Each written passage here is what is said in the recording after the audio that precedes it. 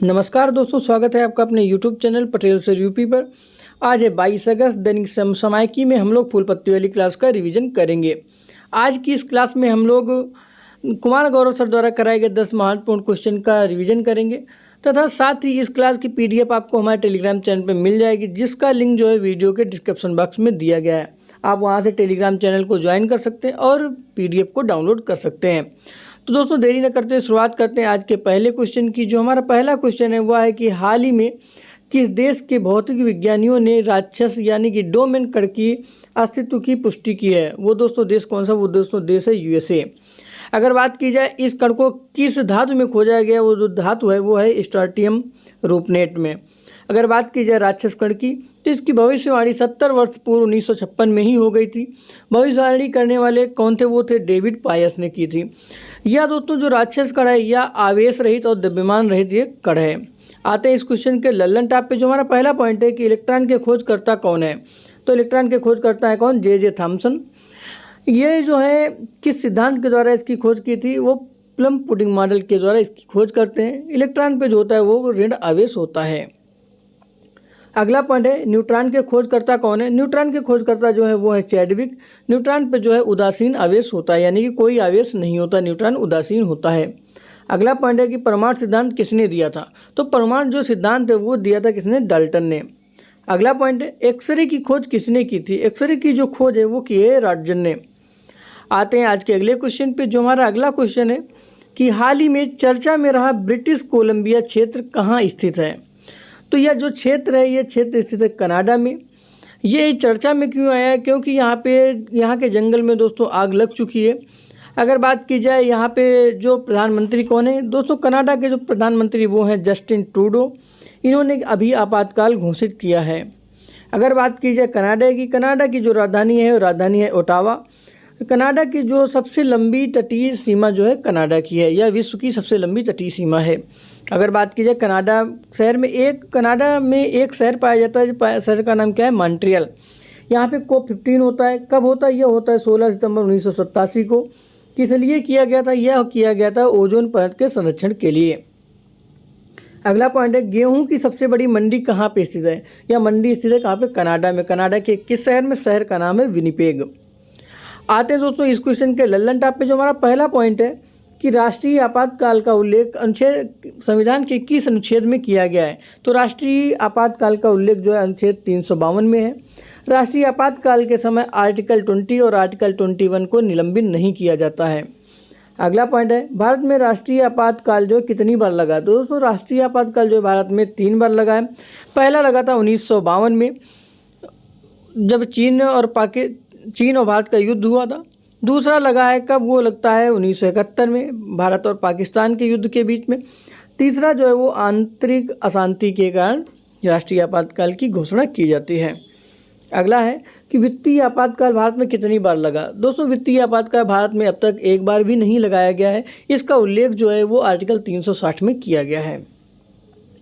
अगला पॉइंट है कि मौलिक अधिकार आपातकाल पर मौलिक अधिकार पर प्रभाव किस देश के संविधान से ग्रहण किया गया? वो देश कौन सा है? वो देश है जर्मनी।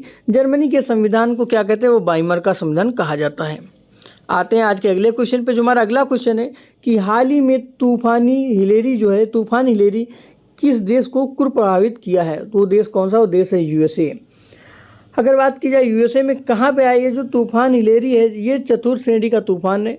यह पूर्वी प्रशांत महासागर में आया है। ये प्रभावित करता है कैलिफोर्निया को, और कैलिफोर्निया में का जो पश्चिमी USA उसको ये प्रभावित किया है। अगर बात की जाए इसकी उत्पत्ति जो है अल नीनो के प्रभाव से हुई। अल नीनो क्या है? यह एक गर्म जलधारा है। अगर बात की जाए USA की तो USA की राजधानी है वाशिंगटन DC, जो कि पोटामैक नदी के किनारे स्थित है। यहाँ पे दोस्तों किसका हेडक्वार्टर है? यहाँ पे IMF और विश्व बैंक का हेडक्वार्टर कहाँ पे है? वाशिंगटन DC में है। अगर बात की जाए USA का एक शहर है न्यूयॉर्क। जो न्यूयॉर्क है यह हडसन नदी के किनारे स्थित है। यहाँ पे जो है यूएनओ का एक हेडक्वार्टर स्थित है। आते हैं दोस्तों इस क्वेश्चन के लल्लन टॉप पे। पहला पॉइंट है विपर्जय। दोस्तों विपर्जय जो ये चक्रवात है ये अरब सागर में आता है। इसका नामकरण करता है कौन? बांग्लादेश। ये विपर्जय का नाम क्या होता है? इसका अर्थ होता है उत्पत्ति। अगला पॉइंट है असनी चक्रवात। असनी चक्रवात जो आता है बंगाल की खाड़ी में आता है। इसका नामकरण कौन करता है? वो करता है श्रीलंका। अगला पॉइंट है कि मोचा चक्रवात का नामकरण किसने किया था। मोचा चक्रवात का जो नामकरण किया है वो यमन ने। अगला पॉइंट है विली विली। दोस्तों ऑस्ट्रेलिया में जो चक्रवात आते हैं उनको क्या कहा जाता है, उनको विली विली कहा जाता है। अगला पॉइंट है हरिकेन। दोस्तों कैरिबियन सागर में उत्पन्न होने वाले चक्रवात को हम हरिकेन के नाम से जानते हैं। अगला पॉइंट है टॉर्नेडो। अमेरिका में आने वाले जो चक्रवात होते हैं उनको टॉर्नेडो कहा जाता है। आते हैं दोस्तों आज के अगले क्वेश्चन पे। जो हमारा अगला क्वेश्चन है कि हाल ही में यूएसए स्थित एक्शन फॉर नेचर ने किस भारतीय को international young eco hero award 2023 से सम्मानित किया है। तो दोस्तों ये सम्मान पाने वाले भारतीयों की संख्या है 5। पहला स्थान जो पाया है वो पाया है किसने, ईहा दीक्षित ने। दूसरा स्थान किसका है, वो है मान्या हर्ष को मिला है। तीसरे नंबर पे है कौन, निर्वाण सोमानी। चौथा नंबर है किसका, मन्नत कौर का। पांचवें नंबर पे कौन है, वो है दोस्तों कर्णव रस्तोगी। इन 5 भारतीयों को जो है international young eco hero award से सम्मानित किया गया है। यह जो सम्मान होता है यह दोस्तों 8 से 18 वर्ष की आयु तक के बच्चों को ये दिया जाए, 8 से 16 वर्ष आयु तक के बच्चों को ये दिया जाता है। जो किस लिए दिया जाए, वो पर्यावरण सुरक्षा में जो कार्य करते हैं। आते हैं दोस्तों आज के अगले क्वेश्चन पे। जो हमारा अगला क्वेश्चन है वो है हाल ही में G20 व्यापार और निवेश कार्य समूह की जो बैठक हुई है ये कहाँ पे हुई है। दोस्तों इसकी चौथी बैठक प्रारंभ हुई है, ये होती कहाँ पे, जयपुर में। अगर बात की जाए इसकी व्यापार और निवेश कार्य समूह की पहली बैठक कहाँ पे, वो होती है मुंबई में। दूसरी बैठक होती है बेंगलुरु में और तीसरी जो बैठक होती है वो होती है केवड़िया में। केवड़िया कहाँ पड़ता है, यह पड़ता है कहाँ पे, गुजरात में। अगर बात की जाए G20 की तो G20 2023 के जो होस्ट कंट्री है वह है भारत। इसके शेरपा जो हैं इस समय अमिताभ कांत इसके शेरपा हैं। और G20 2023 की जो थीम है वो थीम है वसुधैव कुटुंबकम। आते हैं दोस्तों इस क्वेश्चन के लल्लन टॉप पे। जो हमारा पहला पॉइंट है वो है WHO का पारंपरिक चिकित्सा पर जो शिखर सम्मेलन हुआ था वो कहाँ पे हुआ था, उसका आयोजन हुआ था कहाँ पे, गांधीनगर में। अगला पॉइंट है G20 के स्वास्थ्य मंत्री की बैठक कहाँ पे हुई, वो हुई कहाँ पे, गांधीनगर में। अगला पॉइंट है SCO के विदेश मंत्री की जो बैठक हुई वो कहाँ पे होती, वो होती है कहाँ पे, गोवा में। अगला पॉइंट है राष्ट्रमंडल संसदीय संघ की बैठक कहाँ पे होती है, यह होती है कहाँ पे, उदयपुर में।